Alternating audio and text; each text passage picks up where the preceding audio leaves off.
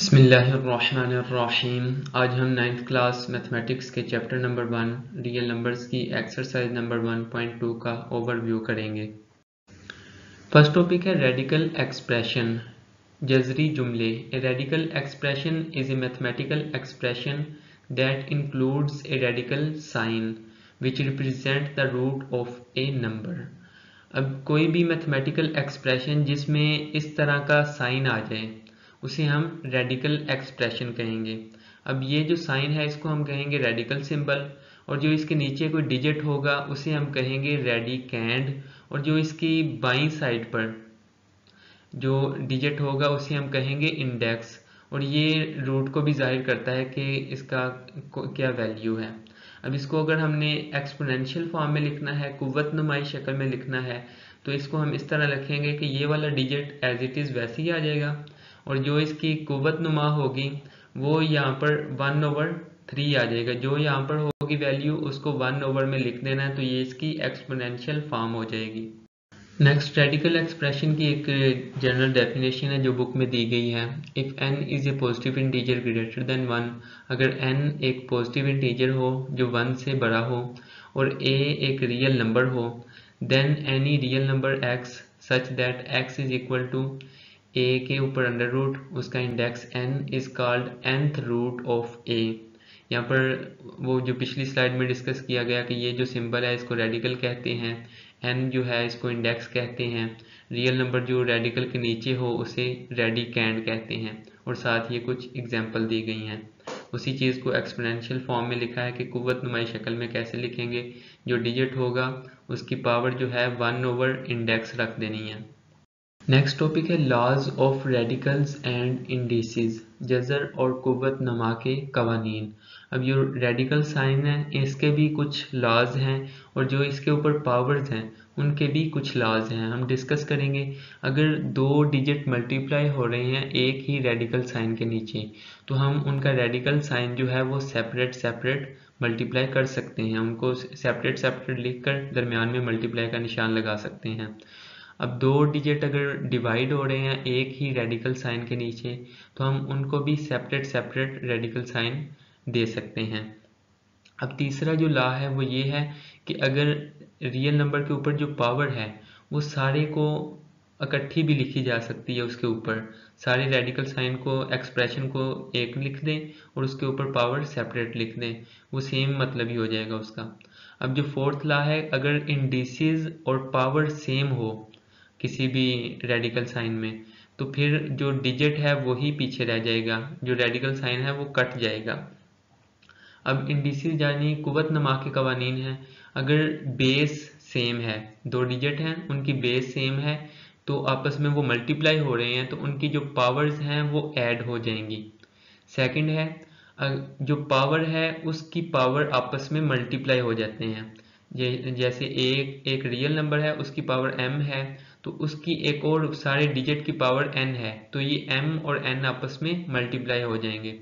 Third one है कि अगर दो डिजिट मल्टीप्लाई हो रहे हैं उनकी पावर 1 है, तो हम पावर को सेपरेट लिख सकते हैं। फोर्थ नंबर पे है, अगर दो डिजिट डिवाइड हो रहे हैं उनकी कुछ पावर है, तो हम पावर को दोनों के साथ सेपरेट लिख सकते हैं। नंबर 5 पे है, अगर दो डिजिट हैं उनकी पावर बेस सेम है लेकिन पावर डिफरेंट है और वो डिवाइड हो रहे हैं, तो जो नीचे वाली पावर होगी वो ऊपर जाके माइनस भी हो सकती है। अब अगर किसी की पावर 0 होगी तो उसकी जो वैल्यू होगी वो 1 होगी। एग्जाम्पल है एक, सिंप्लीफाई द फॉलोइंग। ये अब एक रेडिकल एक्सप्रेशन है, इसको हमने सिंप्लीफाई करना है। तो सबसे पहले हमने कुछ जो कवानीन पिछले स्लाइड में पढ़े हैं उन्हीं को यूज़ करते हुए हमने सिंपल इसको इस फॉर्म में लिख लिया। अगर अंडर रूट की फॉर्म में गिवन हो तो हम पावर की फॉर्म में एक्सपोनेंशियल फॉर्म में लिख सकते हैं। अब इस तरह के लिए होता क्या है कि जो नीचे है डिजिट उसको वैसे ही लिख देना है, जो इंडिसेस होता है उसको 1 में लिख देना है, ये लिख लिया। उसके बाद हमने पढ़ा था कि जो पावर आपस में डिजिट मल्टीप्लाई हो रहे हो तो उनकी जो पावर है हम अलहदा उसके साथ लिख सकते हैं। अब हर किसी डिजिट के साथ उसकी पावर अलहदा सेपरेट लिख दी। उसके बाद हमने कोशिश करना है कि इसको सिंप्लीफाई थोड़ा सा कर दें, अगर इसको भी हम पावर की फॉर्म में लिख सकते हैं तो लिखें। उसके बाद जो पावर की पावर होती है वो आपस में मल्टीप्लाई हो जाती है। 3 मल्टीप्लाई हो जाएगा 1/3 से, यहाँ पर 6 मल्टीप्लाई हो जाएगा 1/3 से, 9 मल्टीप्लाई हो जाएगा 1/3 से। अब पावर की पावर जब मल्टीप्लाई होगी तो जो कटता है उसको काट देना है। पीछे सिंप्लीफाई करने के बाद हमारे पास ये बच जाएगा 3x² y³ z।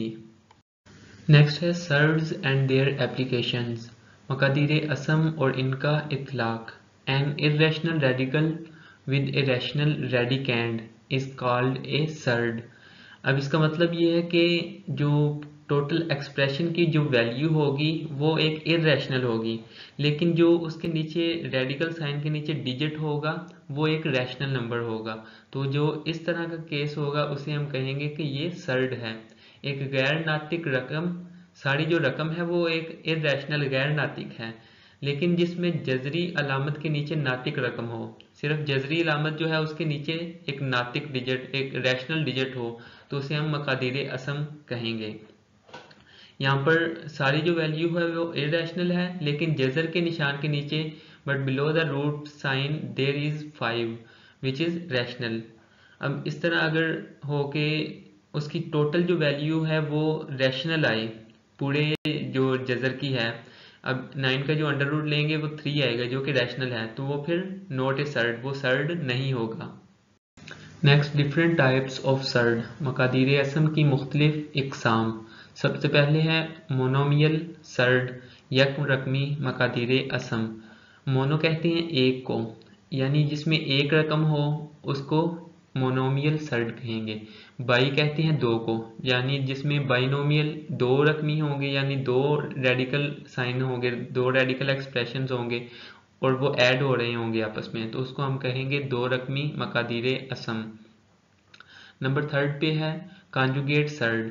कॉन्जुगेट कहते हैं कि एक रकम हो और उसकी उल्ट भी उस एक्सप्रेशन में साथ हो, तो फिर हम उसको कॉन्जुगेट सर्ड कहेंगे। दो ऐड हो रही हैं और उनका उल्ट यानी नेगेटिव टर्म भी ऐड हो रही है, तो फिर हम उसको कॉन्जुगेट सर्ड कहेंगे।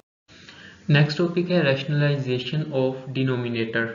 अब मखरज को नातिक बनाना। डिनोमिनेटर कहते हैं नीचे वाली जो वैल्यू होगी ना, अगर वो इर्रेशनल होगी तो फिर हमने उसको रैशनलाइज करना है, उसको रैशनल टर्म बनाना है, और जो ऊपर वाली टर्म होती है उसे कहते हैं न्यूमिनेटर।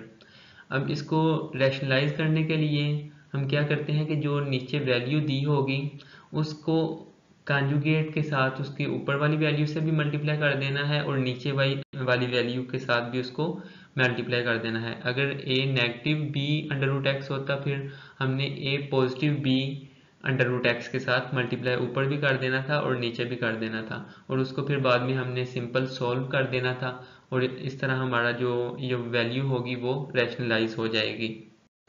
रैशनलाइजेशन की एक हम एग्जांपल देख लेते हैं कि ये हमारे पास एक एक्सप्रेशन है, इसकी जो डिनोमिनेटर में वैल्यू है वो इर्रेशनल है, तो इसको हमने इसके कॉन्जुगेट के साथ मल्टीप्लाई कर दिया।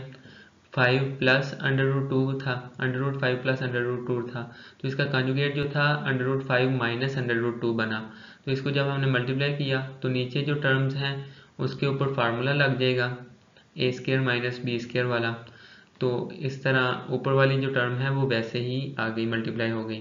नीचे जो है 5 माइनस 2 आ गया, ऊपर वैसे ही टर्म आ गई। अब 3 आया, 3 को 3 से काट दिया, तो ये जो हमारी वैल्यू आ गई, इसमें हमारा जो डिनोमिनेटर है वो रैशनल है। 1 आएगा डिनोमिनेटर इसके नीचे, तो 1 जो है वो रैशनल है।